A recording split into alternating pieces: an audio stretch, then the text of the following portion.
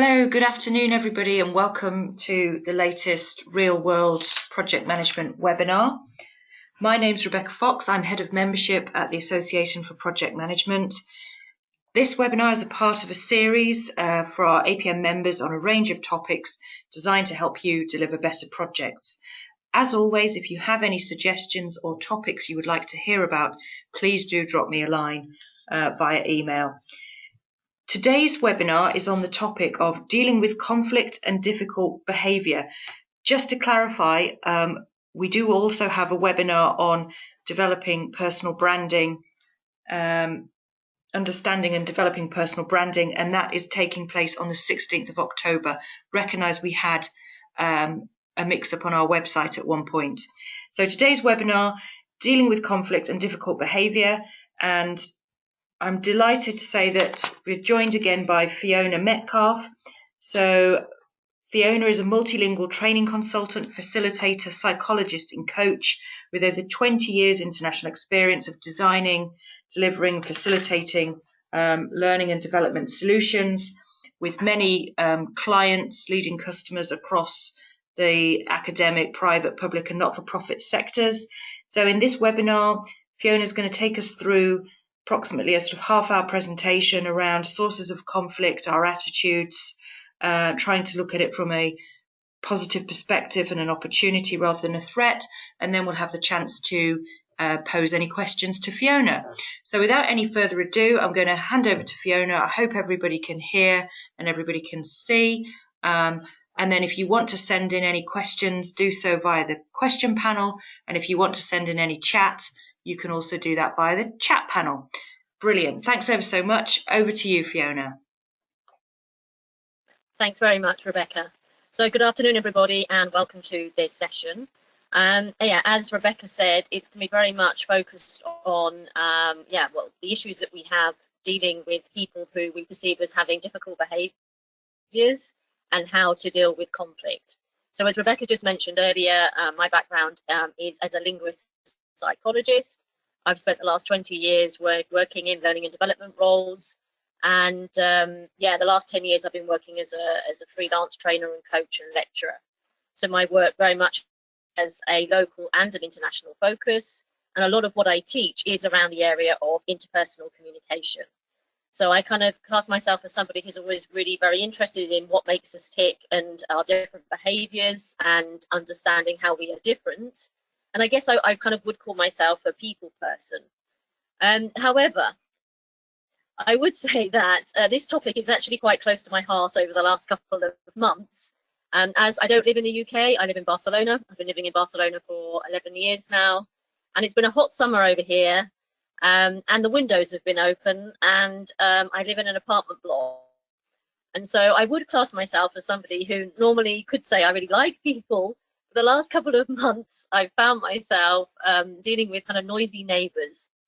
So, I think that's probably why when Lauren asked what topics I thought might be suitable for a webinar, this one, as I said, kind of sprang to mind.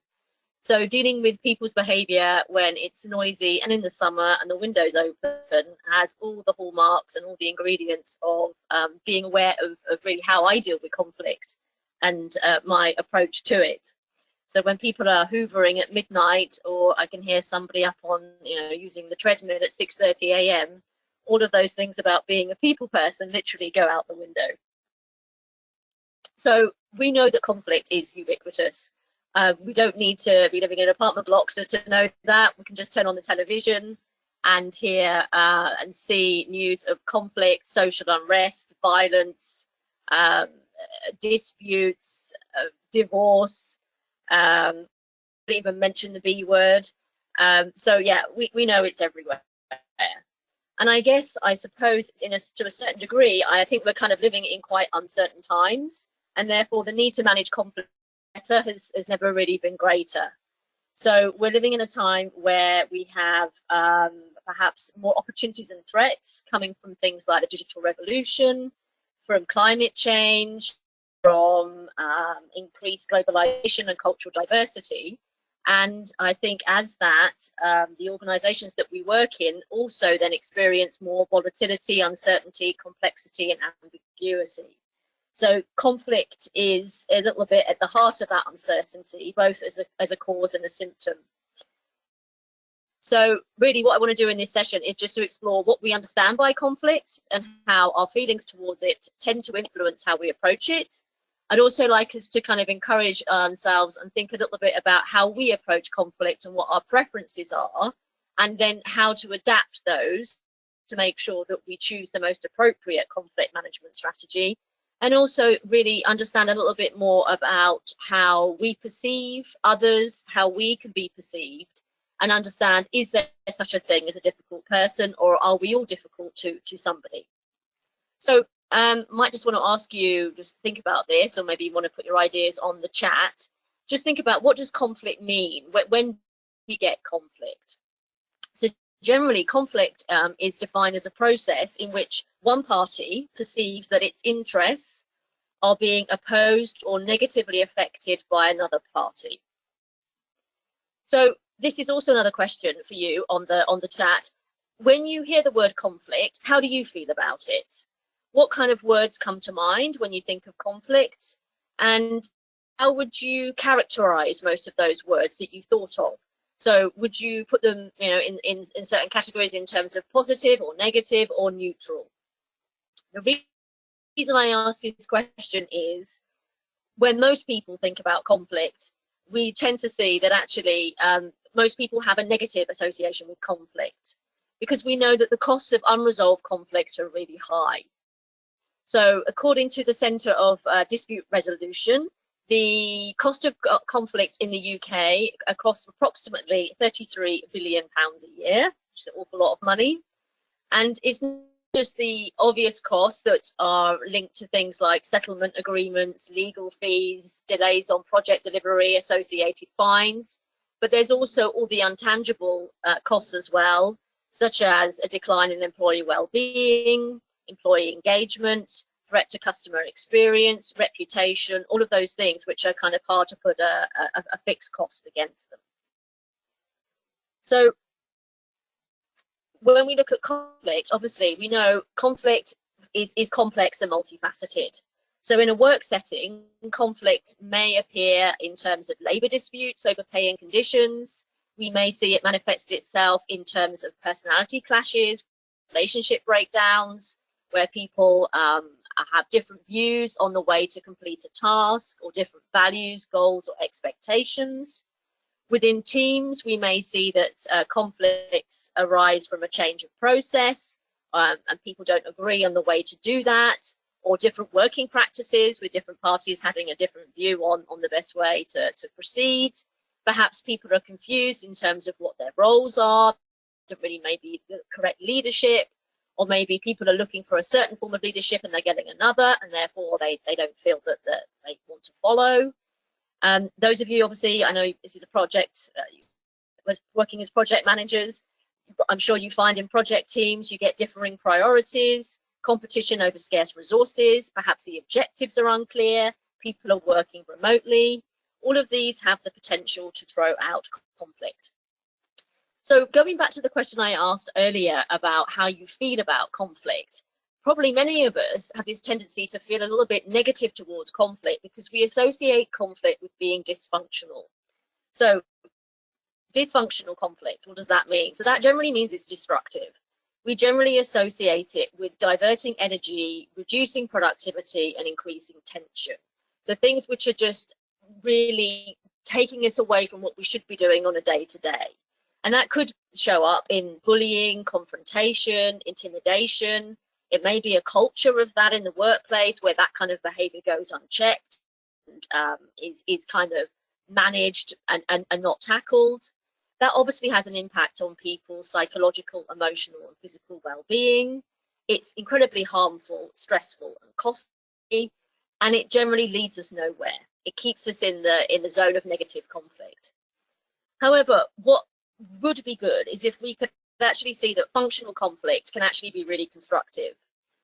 So by engaging and understanding and seeing things in different ways, perhaps we could actually see how people do bring different things and different contributions to teams, and could actually look at finding win-win outcomes. So by doing this, perhaps by understanding where needs and interests differ, we could actually have an open and honest dialogue and engage with each other, and actually use it as an opportunity to enhance creativity and innovation and problem solving. And actually, by investing in finding out what people think and why their interests are different and where they're coming from, actually that will also enhance the relationship, increasing levels of insight, understanding, learning. And by actually also investing in doing that, we're actually showing empathy, understanding how people are different, and actually showing a willingness to change and kind of bridge those differences. So like I say, I think a lot of the time we do associate conflict with negative feelings because of the fact that we associate it with being dysfunctional. And let's be honest as well, where do our conflict skills come from? So maybe you might just want to think, or just add in the chat in a minute here as well, how have you learned to deal with conflict? What kind of conflict education have you received? No doubt many of us, as we know, our personalities are formed by many different factors and different variables. So we obviously have the nature-nurture side to how we are. We have our experiences, our day-to-day life, you know, our triumphs and our failures and our victories. We have our upbringing, so what our parents have given us and how we've been raised as children. We have our culture, we have our individual differences and personalities. All of these things which then combined for us to kind of see conflict in certain ways, and no doubt the way we see conflict will shape the way that we approach it. I always think the cultural thing is quite an interesting topic to discuss. So I'm sort of living in Spain, I do sort of become more aware of my own Englishness, and I remember seeing a cartoon that made me laugh when I was back in the UK once, just sort of poking the fun at how sometimes some cultures are a little bit more indirect or direct. And there was this cartoon where it was just showing people, I think it was also seen it in comedy film sketches, where you have a couple or a family out at dinner and they're complaining about the food and saying how awful it is. And then, of course, the waiter pops around and asks everybody how the meal is, and nobody wants to pipe up and say what they think. And we brush that under the table quite literally and say how wonderful it is. So whether that also is a little bit with being direct and assertive, that definitely links in with how we're going to respond to conflict, because do we see it as confrontation and the risk of offending people, or do we see it, like I say, as before, as something that can be functional and a constructive way of improvement and enhancement? So it's something to think about our own approach to conflict on our own background. So I do think that if we want to get better at managing conflict, then we do need to take a look at what our beliefs are around conflict. Because as we know, our beliefs tend to then influence how we think about things, which then in turn influences how we feel about things. And these then lead to our behaviours and our outcomes. So perhaps if we could take perhaps a more open-minded view to constructive conflict, we might try and break perhaps fears regarding how conflict is negative and can actually be constructive. So if we can think that actually conflict can help us to get away from outdated patterns, differences are absolutely necessary, and working out those differences can benefit everybody. And at the end of the day, conflict is a form of energy. So do we work with that energy to try and find out what's going on underneath the surface and try and channel it in a positive way? And can we see it as an opportunity to improve things that weren't working? So what we do tend to find is when we ask people a little bit about how they see conflict, you generally have two camps. So we have many people who see conflict as being something that should be avoided. So the personal attitude related to that is very much around fear, that we, a little bit like we've seen in the sketch there, the cartoon, we don't like to pipe up. We like to suppress our emotions. We don't want to cause a scene or cause a fuss. So we retreat from conflict, we escape it. And maybe when people do actually confront us, then our response to conflict is that of defensiveness.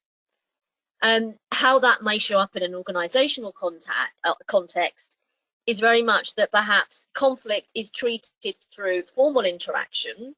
There are structures and methods which encourage a little bit of power distance. So there may be a lot of procedures and policies in place to deal with conflict, and perhaps informal discussions and feedback aren't perhaps necessarily encouraged, and it's more through a formal approach.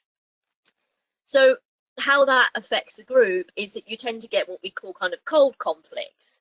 So maybe there is actually conflict there or tension there, but people don't openly discuss it. So all energy is kind of paralyzed. It's often sort of static, and nothing is moving. So that's on the one hand. But some people tend to have the attitude, I don't like conflict, I do what I can to avoid it. Then, of course, you have the opposite approach, which is very much what we see in some people and some behaviours, where actually they quite like conflict. So they see conflict as an opportunity to score points and spar.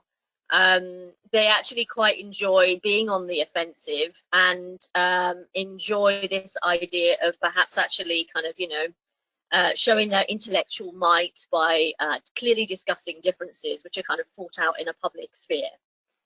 And then how that may show up at work is probably actually, rather than a formal approach, is a more informal approach. So there would be structures and methods that would encourage confrontation, a lot of personal power, a lot of kind of conviction, ability and strength and emotionality being played out openly.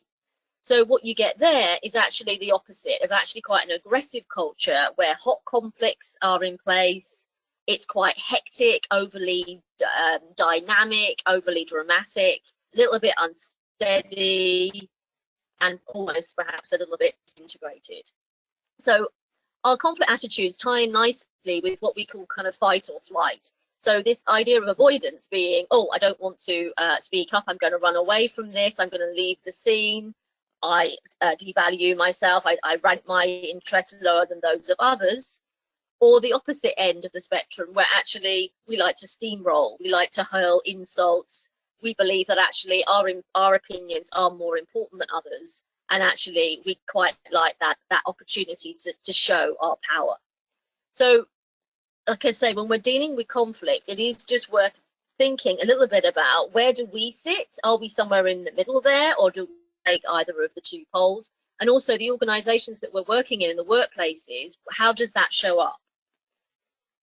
Generally with conflict, it's generally the way that we approach it is with fears. So the fears with conflict avoidance relate to worrying that we're going to come across as unfeeling, cold and inhuman, worrying about rebuffing, hurting or destroying others, worrying that people might get hurt themselves. So we swallow our anger, we suppress our feelings, and actually we're overestimating the potential disadvantages of a more direct and openly confrontative approach. So that would be my example of when you're annoyed by somebody, a little bit like I've been in my flat in the last couple of months, and rather than actually pipe up and say something, I suppress it. But we all know the problem is with doing that just because you haven't overtly confronted somebody about it, the conflict then is kind of going on inside of you. What we tend to do is then make up stories about these people who have caused this conflict feeling in us. And yeah, then when we actually then do come to talk to the person, if we haven't become aware of how we're feeling about the conflict, then we can then over dramatize. So we go from perhaps being from a passive response to then an overly aggressive response. So there's a real danger in swallowing our anger and not suppressing our feelings, because just because we keep calm and carry on doesn't mean that those feelings aren't there and then are building up as tension. The fear of the people who tend to have a bit more of a belligerent approach is that people might deny themselves if they might feel that they're denied if they are too accommodating. So a lot of people that take more of an aggressive approach to conflict are often worried that they're going to be exploited. So they would prefer to be the ones being hurt or doing the hurt rather than being hurt themselves. So they have this fear that they don't want to be considered cowardly or insecure. They show their emotions overtly, they do it in an offensive way, and they prefer to suffer or inflict pain rather than leave the scene. So actually what's going on there is they're actually underestimating the destructive effects of unrestrained attacks. So we've got the opposite approach. So when we're in conflict, I think it's worth just reminding ourselves what goes on in our brain and our body. So hopefully some of you may have heard of the limbic part of the brain, and in the limbic part of the brain we have this very small almond shape size structure which is called the amygdala. So that is our little emotional center. It's a little bit like the guard dog of our brains. It's looking out for threats. And when we perceive a threat, it sounds an alarm, releasing a whole load of chemicals in the body. And the main chemicals that are released are adrenaline and cortisol, which are preparing us for that fight or flight response. So when this deeply instinctive function takes over, as it is in the limbic part, which is all about gut feelings and emotions, we experience what we call an amygdala hijack. So this active amygdala immediately shuts down the neural pathways to our more thinking, logical part of the brain. So literally, it's very nice and easy to talk about what we should do in conflict, but we all know that when we are in that situation, it's very, very hard to actually think logically and clearly, because we are literally hijacked by emotion. So we become disorientated in a heated conversation. Things like complex decision making disappears, our ability to view multiple perspectives. We find ourselves trapped in this kind of one perspectives that makes us feel most safe. Because at the end of the day, the amygdala is about making us feel safe.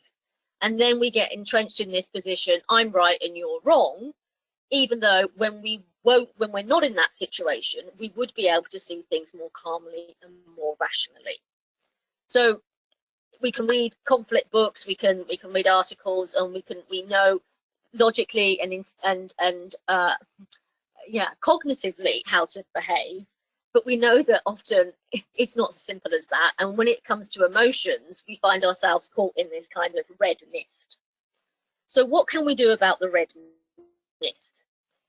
One thing I think is really useful in managing conflict better is actually becoming much more mindful. I know mindfulness has been bandied around a lot over the last couple of years.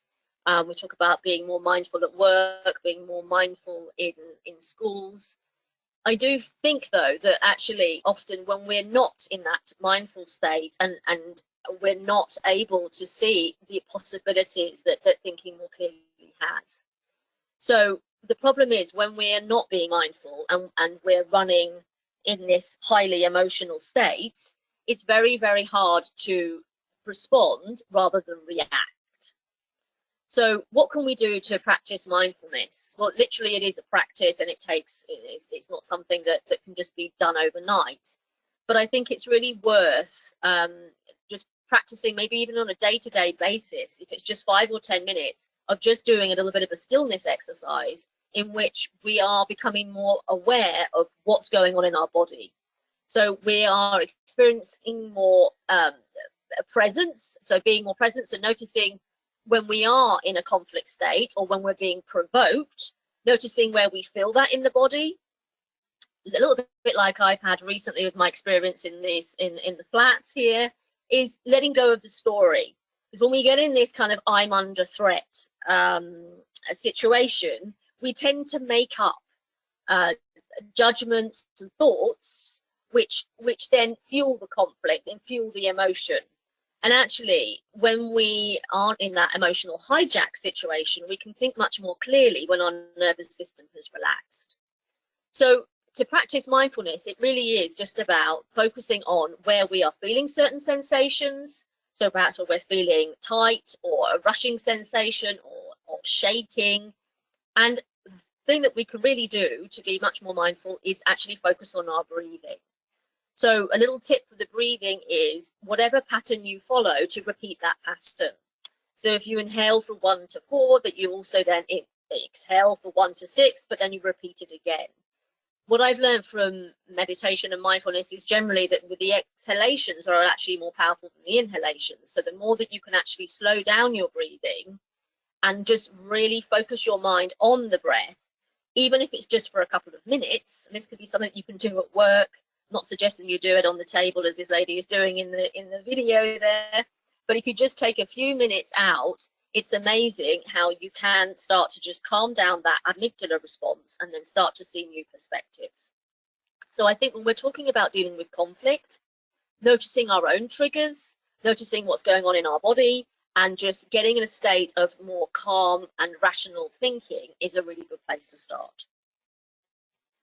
And then linked to that is what I would call assertiveness. So we've talked about this fight or flight response, which is generally coming from fear.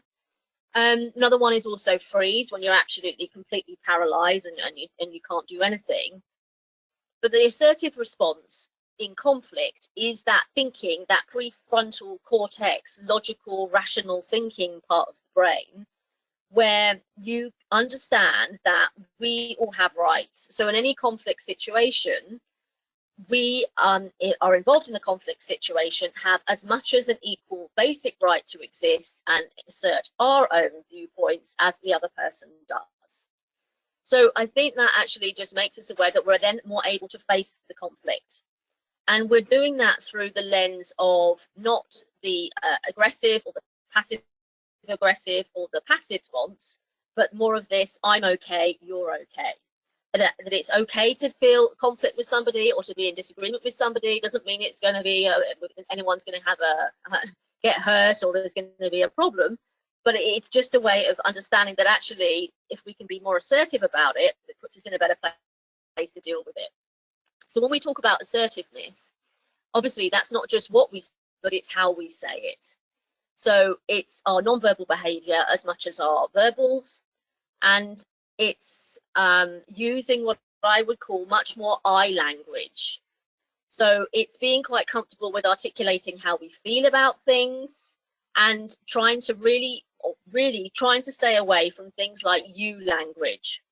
Generally, when we talk about conflict and interpersonal communication, I've seen this time and time again, where when we start to use you language, people feel very much on the defensive. It feels like an accusation and like the person has to then defend themselves.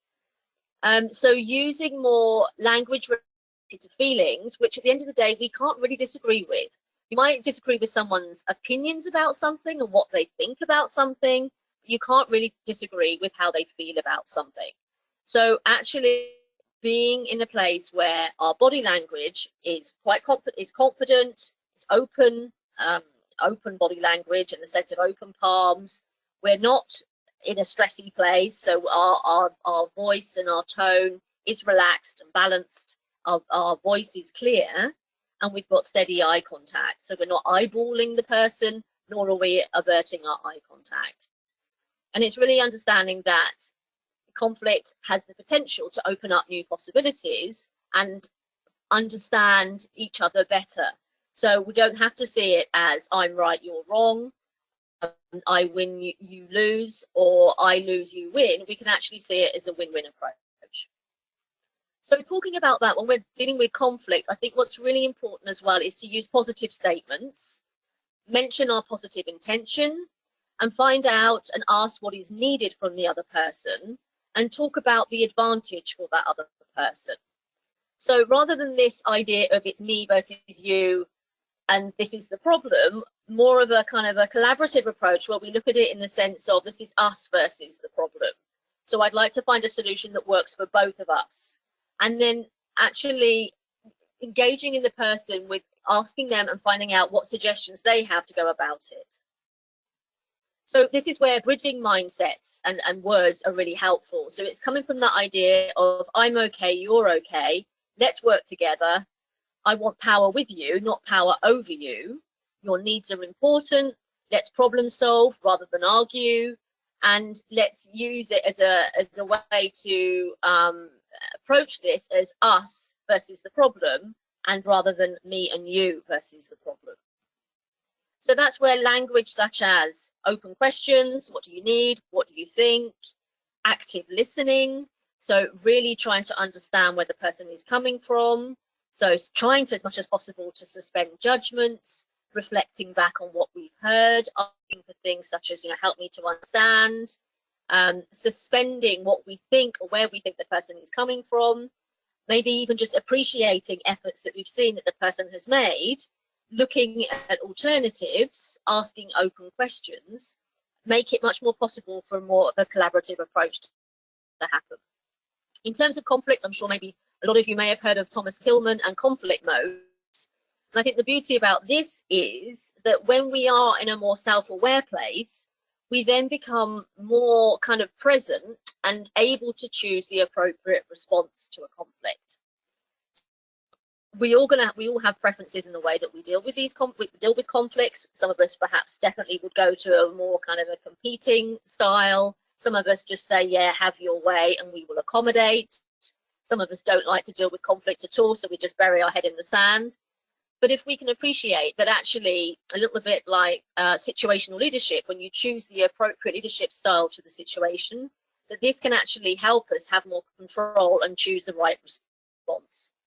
So, looking at the five styles, the one that people often go to, some people go to, is very much a competing approach. Competing has its place. It has its place when quick action needs to be taken, when unpopular decisions need to be made, if vital issues must be handled, and we need to protect one's self-interests. But we do need to be aware that it is high on assertiveness and less on being cooperative. So it has its place, but it should be dealt with caution. The other approach is the avoidance approach. So this can be important for issues of low importance, in ways of reducing tension, buying some time.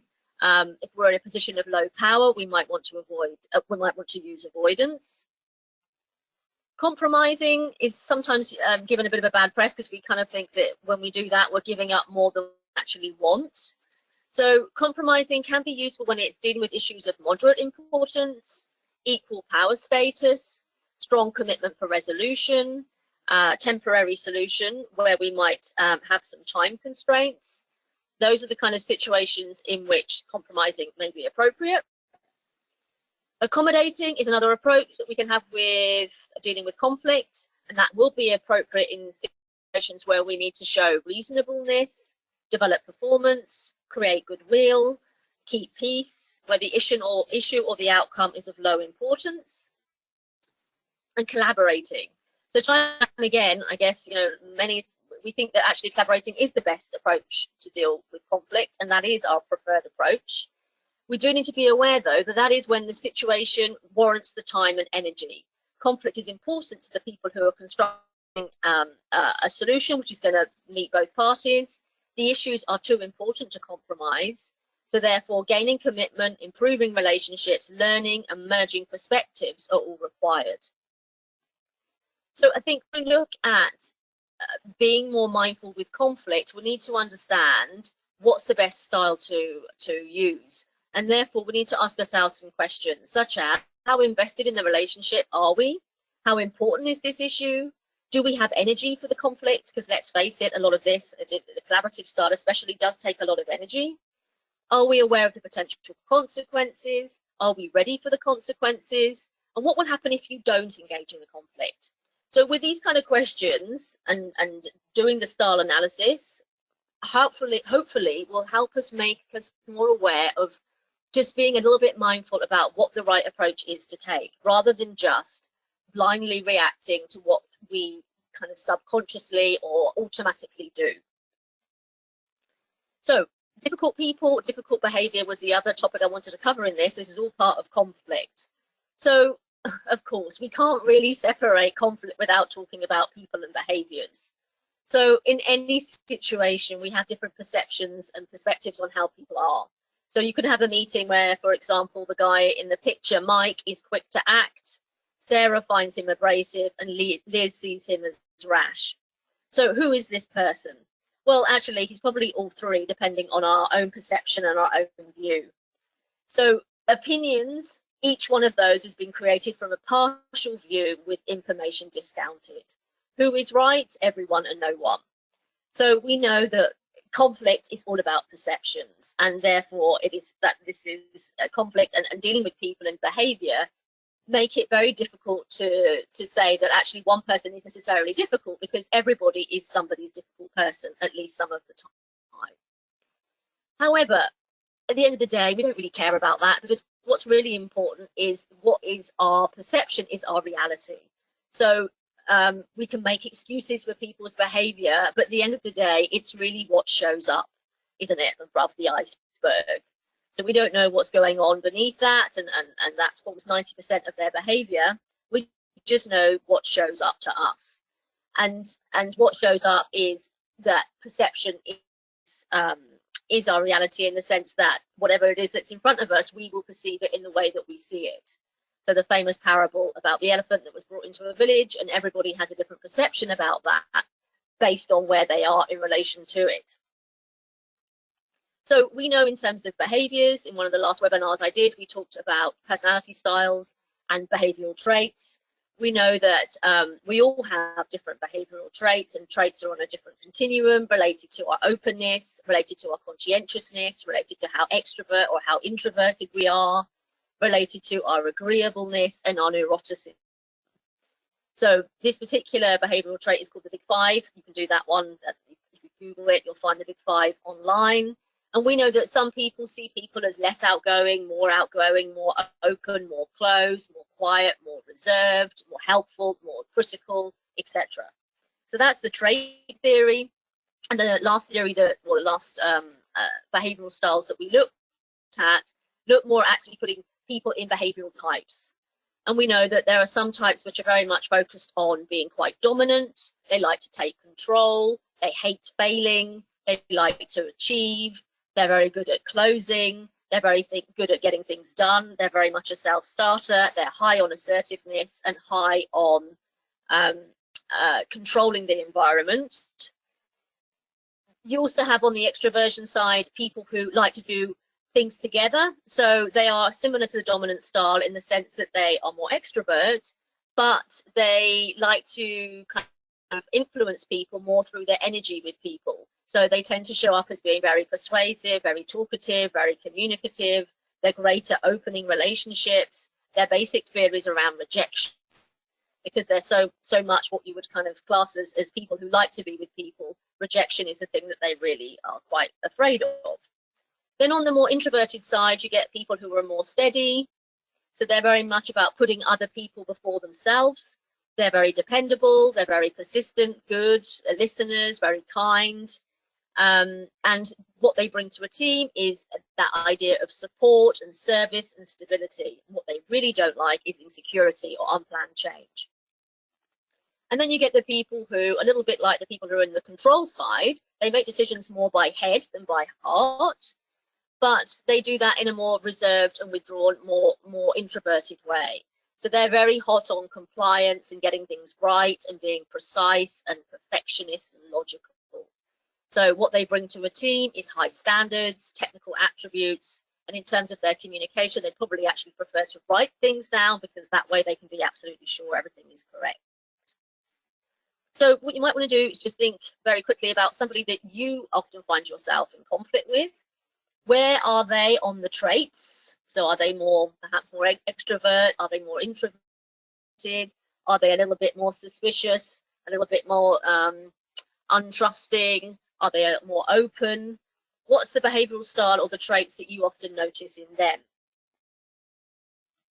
Because we all know that with behaviours comes strengths, but also comes weaknesses. So for those fun-loving, playful types, we know that sometimes in a team, they can be a little bit difficult to work with, because they're not always very practical. They can get easily distracted. They're not always good at finishing things. Lots of stuff that's started and never finished.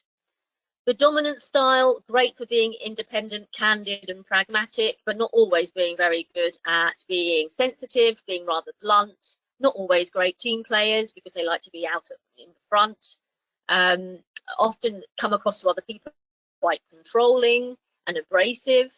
The steadiness types, very nice people in terms of being people-oriented and sensitive and harmonizers and making the group feel good. But in terms of conflict, they're the people that actually don't like to speak up when conflict comes along.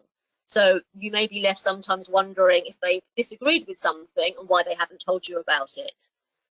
They tend to be a little bit inattentive to details maybe sometimes. in the sense that, yeah, well, it's a little bit of a generalization, but maybe they look a bit more at the big picture and how people are feeling rather than the task.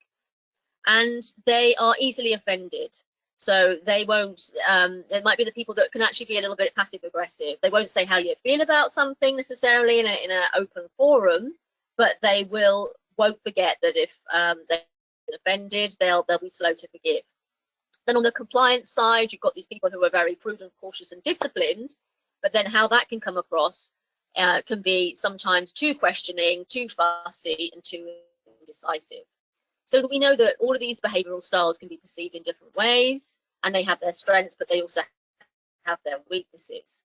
And then this leads us to this idea about behaviours, and is that everybody can be somebody's difficult person. And actually that everything that irritates us about other people can also maybe be a little bit of a understanding about what is going on for us that's happening underneath the surface. So we do need to be careful and understand that actually sometimes we have misconceptions around people's behaviours. The red style, they do have feelings, they can be caring and try to take what they say personally. The yellows might seem illogical, but yes, let's be focused on the fact that sometimes they reason in a more relational way than a sequential way. Blues tend to be lacking emotion, but they do have feelings. And okay, they might not engage in small talk, but they get them on a topic that they're interested in and they won't stop talking. The greens are always doing fine, but recognize the fact that they won't speak up if they're not, and they're easily hurt. So differences in difficult people and difficult behaviours. So conflict isn't inevitable because we are different. We can disagree and not be in conflict. It's more about what we do and say about the differences. So conflict happens when people insist that their procedures are followed, preventing somebody else from operating in a way that's important to them because they feel that their needs are violated. So in conflict, to manage conflict and understand and work with people better, we really need to explore the need behind the want. So if somebody that we're working with wants up-to-date information for a meeting and somebody is dragging their heels in preparing the report, they both want different things that exclude each other. So if they get focused and stuck on discussing what it is that one wants and the other one wants, they never get anywhere. What's important with conflict is to try to explore the need behind the want and find out why that's important. And we know with communication, with the communication styles, that they also have communication needs. So we know that people who are a bit more a little bit more direct and to the point like to face up to issues. They like less conversation and more action, and they like to be straight to the point and brief. We know people who are on the compliance side like credibility. They like punctuality, organisation, and thoroughness. They like facts and details, proof and data. We know people who are more on the playful influence side are very much about relationships. So when we want to understand their needs, we need to understand that actually they're very much about painting a picture of the future, so supporting their opinions and their dreams, being prepared to be flexible and a little bit improvisational and a little bit informal. With the greens, in terms of the steadiness, we know that they're not people that necessarily articulate how they're feeling, so we need to show that we care, we need to be alert for body language, we need to give them guarantees and assurances, and be patient and non-threatening. So those are general people patterns. And then what we have is we have people who I would call high conflict people. So we have people whose behaviour may irritate us to certain degrees, more or less, and then you get people who are off the scale. So we get people who are often preoccupied with blaming others. They may indulge in all or nothing thinking, so they may actually kind of split people off into being all good or all bad. They're not very good at all at managing their emotions. They have exaggerated responses to emotions and extreme behaviours. So these people tend to have difficulty accepting defeat. They are rigid and uncompromising. They're often very negative. They have difficulty empathizing with people or taking responsibility, which then often leads them to indulge in manipulative behaviours. They may even sometimes get people on their side to help attack their targets. And these people, who I would call HCPs, actually often may appear quite charming and intelligent. How do we deal with these people? Well, these people are in a kind of a different category of their own. These people, you need to manage a relationship by focusing on how you respond to them. Don't try and change their behavior, because it's not going to happen. I think with these kind of people, you need to recognize somebody who's got that kind of high conflict personality pattern. You need to adapt your approach and deliver your response using something called the CARS method. So these people, which I'm going to talk about in a minute, so these people tend to have exaggerated fears based on a mistaken sense of danger. So these fears and these distortions, which are all happening unconsciously for them, are related to things, as I said before, putting you in the all good or all bad category, jumping to conclusions, thinking the worst, mind reading, and taking things very personally. We see these kind of behaviors in people who have got traits which can be narcissistic, borderline, paranoid, antisocial, or histrionic. And all of those people have fears. The CARS method I came across in a book which was dealing with high conflict people, and I thought it was a really good thing to share before I finish. So CARS is all about dealing with any kind of difficult behavior, but it's making us aware of three things. And the first thing is connection. So while these kind of difficult people, the last thing we want to do is empathize, actually showing some empathy goes a long way. So that's the first thing we need to do. And whether that's just making some sort of empathetic response will help calm people down. We then need to understand, dealing with these kind of people, what options do we have? Because sometimes dealing with these people on a long-term basis can be very, very exhausting. So we may decide that actually this is not something we want to do on a long-term basis. So we look at the options available to us. We respond to any hostility or misinformation from them. We keep our responses brief, informative, based on facts, friendly and firm. And we set limits on their misbehavior. So that means pointing out rules, policies, and logical consequences if they're violated. And we do this using empathy, because what tends to happen is these people have exaggerated responses. So if we go to logic with them, it's not going to work. So we need to talk to their right brain. So we need to use phrases such as, I can understand, that must be difficult. This doesn't mean we have to agree with them, because these people who really wind us up, it's very, very hard to be empathetic. So what we're not doing is agreeing, but we're just trying to calm them down by actually kind of engaging with their right brain. We then pay them attention and interest, which of course appeals to their ego. So we hear how important it is, or how things are, certain things are important to them. And then we show them a little bit of respect, if possible, by finding something that we respect about him or her. And what we do with these kind of people is we don't focus on their behaviors or trying to change them. We focus on our response. So we try and look on how we want things to be different going forward.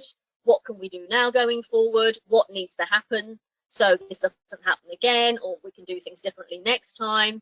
We don't try and go back in the past and analyze it, because that's just going to lead to. So that's it. I think we've all got challenging people that we deal with, whatever they look like. Trying to cover conflict and difficult people in half an hour is a little bit of a challenge. I know I've gone over time. Hopefully that's given us a little bit of food for thought, and as maybe also to just kind of stimulated some ideas and questions. So I think that's it for now. Hopefully that's, like I say, has got you thinking about how we deal with conflict, our responses are to conflict, what our options are to conflict, and a few possible techniques and tips for dealing with those difficult people.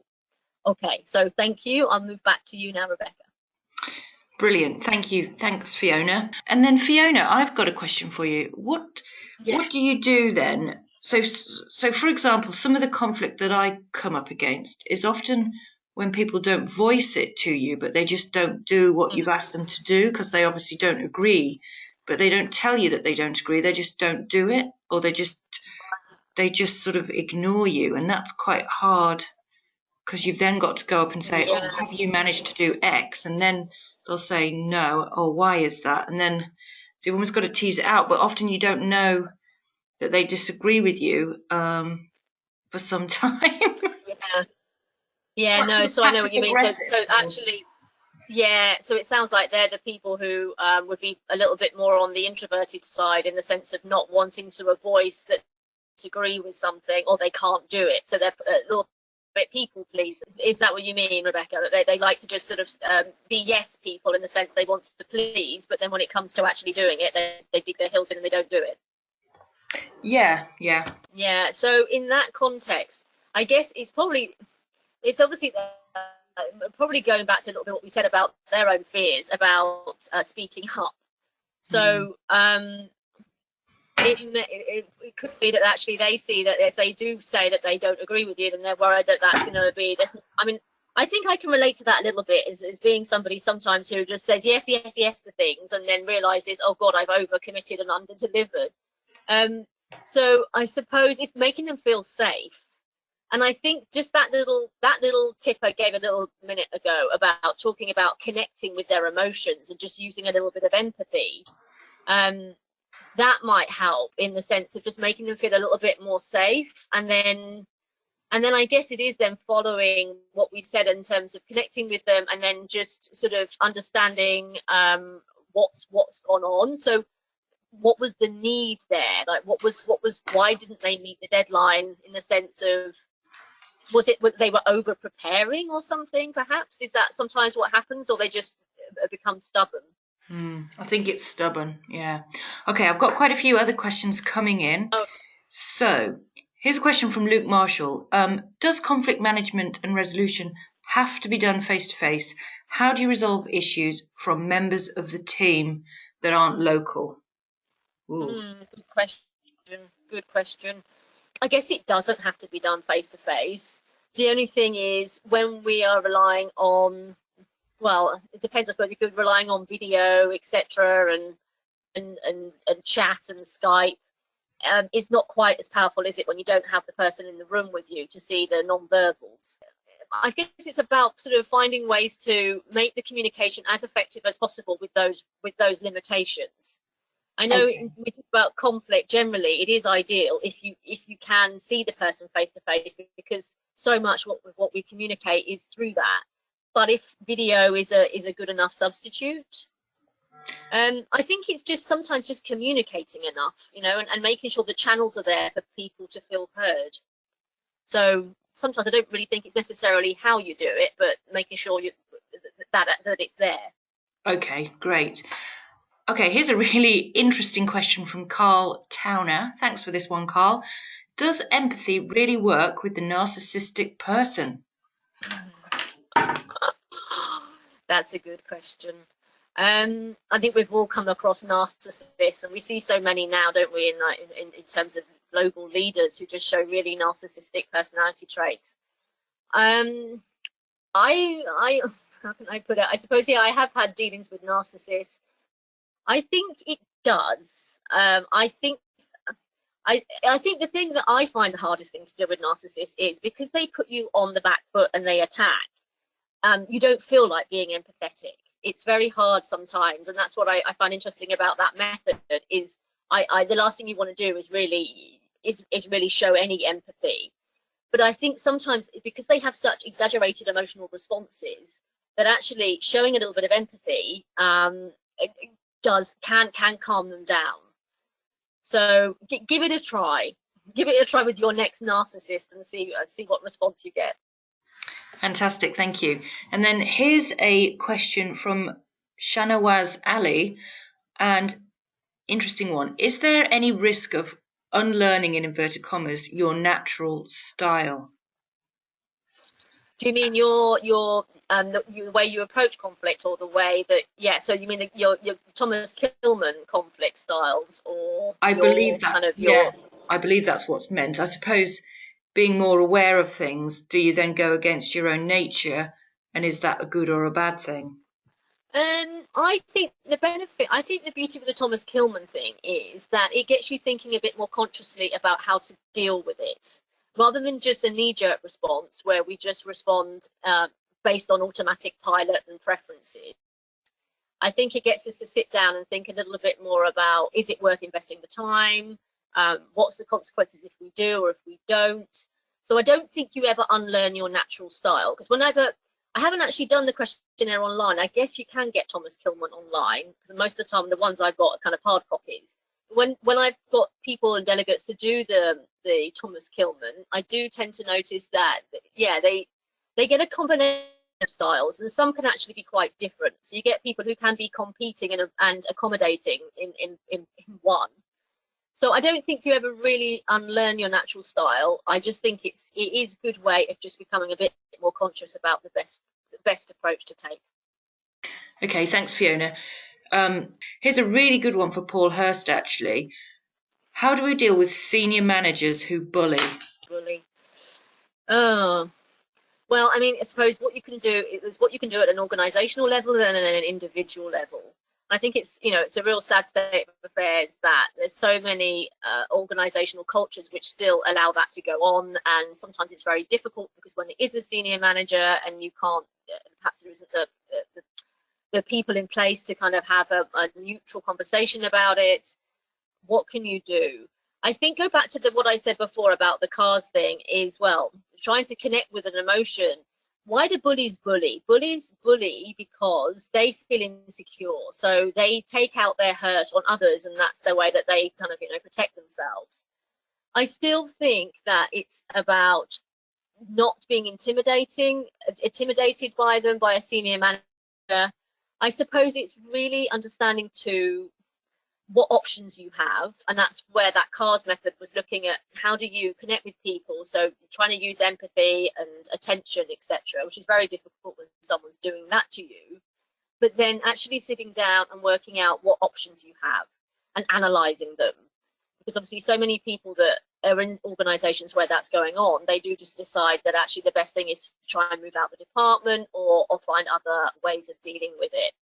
The thing with a bully is you have to stand up to them, so I think you need to be assertive. And if you don't, then yeah, the danger is they just treat you more as a doormat. But I suppose you need to think long term about whether that is something you want to have to deal with on an ongoing basis. So no easy answers to that. Okay, Fiona, last question. These I'm going to sort of put two questions together here. So we've got one from Stephen Laity and one from Ben Ronaldson, but they're kind of similar. So Stephen's asking, what tips do you have for avoiding your kind of really initial emotional rush that you get, which obviously can be disproportionate based on I think Daniel Coleman coined the phrase hijack. Oh yeah, that's it. Yeah, the amygdala, yeah. And then any tips and tricks, this is from Ben, for keeping yourself calm mid-conflict. And then we've got 1 minute left. Okay, so tips and tricks, really difficult because easily said, not so easily done. Tips and tricks, biting your tongue. Trying to just focus on your breathing. That can be really good because it can just start to help us calm down. So don't respond. Don't react, sorry. Even ask a question. Anything you can do just to not go into your habitual pattern of responding, reacting rather, and slowing it down, that can be a good way. I know it's so difficult to do because I've been in situations where I say I'm going to do this next time, and then I've been in the same pattern again. But knowing your own triggers, and even just practicing a bit of stillness or mindfulness on a day-to-day basis, just do 5 minutes of just, just quiet reflection and contemplation. But yeah, don't buying for time, so biting your tongue and just maybe asking a question rather than reacting. Brilliant. Okay, thanks for that, Fiona. So this just leaves me to say thank you to everybody for giving up your time this afternoon.